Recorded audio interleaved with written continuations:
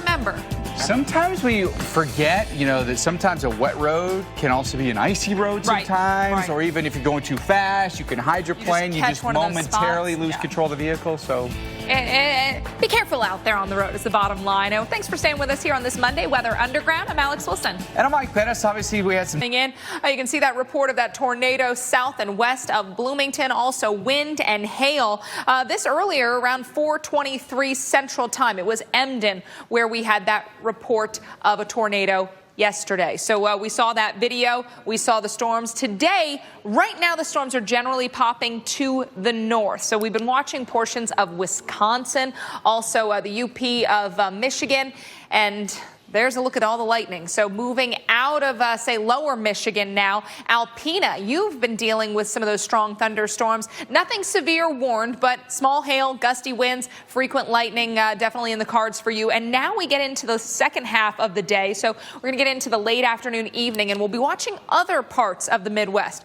This area, there's not much of anything happening right now, but the future radar picks up on it. You can see those storms beginning to fire as we get into the dinner time hours, and they will continue to work off towards the east and northeast as we get towards 8, 9, 10 o'clock. Could see some strong thunderstorms, could see some severe storms, even the possibility that we look at a few tornado warnings. Would not be surprised. And overnight, you can see some heavy rain and some strong thunderstorms will linger even into tomorrow's morning rush hour. Best chance of storms today focused over northern Wisconsin, parts of Minnesota, but storms possible anywhere from Kansas up to the areas that we've seen them now, northern part of the UP of or the northern part of lower Michigan and the UP, Mike. Incredible stuff for sure. We're all waving the white flag. It's not helping. Well, coming up on Weather Underground, Miami facing a flood battle. I don't know.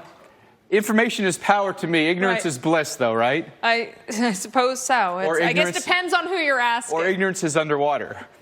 That might be more so the case. It's a real issue. It's something, and if you're looking in that area, you got to start thinking about, all right, what's this going to be like in a few years, a long time from now?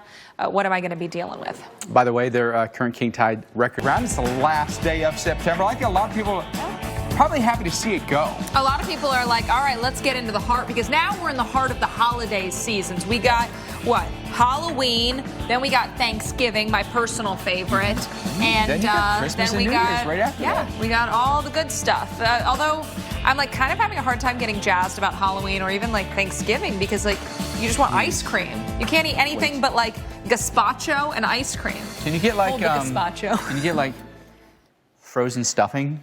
Probably. For your turkey? Yeah, just don't even defrost it. I'm Alex Wilson here with Mike Bettis. The Southeast is sizzling, and we're going to keep it going into October. But there is part of the country where it looks and it feels a lot like winter. It's kind of like a yellowish green color, where a lot of us are going, gosh, I would love a good rainfall over my yard. This is the deal across parts of the Southeast, up into the Mid-Atlantic, drier than average soil moisture, even some areas here across Alabama and Georgia where it's much drier than average. And when we look at our drought monitor, you can really see how things have gotten worse just within the last few weeks. September 15th, we had some drought, but look what happens as we fast forward to the latest check. September 30th, now a lot of the Southeast under drought, a lot moderate to severe. Rainfall's coming. It's not going to be an overwhelming amount of rain, though, unfortunately. We're thinking an inch or less for most of the Southeast. You may be wondering, why is our fire danger being highlighted? Well, we do have high enough relative humidities that's helping to mitigate the threat, and winds are pretty calm, but obviously you want to use caution with anything that could lead to a fire, as we have seen problems, especially across a place like Alabama. As temperatures around the globe warm up, our food supply directly affected. And one group is working to create a more sustainable food supply, doing something called vertical farming. What is it? Jen Carfagna shows us, and she also tells us why this could be the agriculture.